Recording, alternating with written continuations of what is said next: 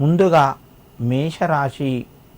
ఈ రాశి వారికి రోజు కొంత ఒత్తిడి పెరుగుతూ ఉంటుంది.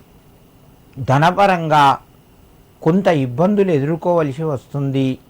అవసరమైతే రుణం కూడా చేయవలసి వస్తుంది.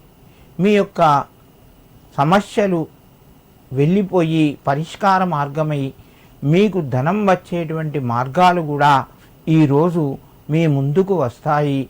మిత్రుల యొక్క సహకారం ఉంటుంది. ఆరోగ్యపరంగా అనుకూలంగా ఉంది.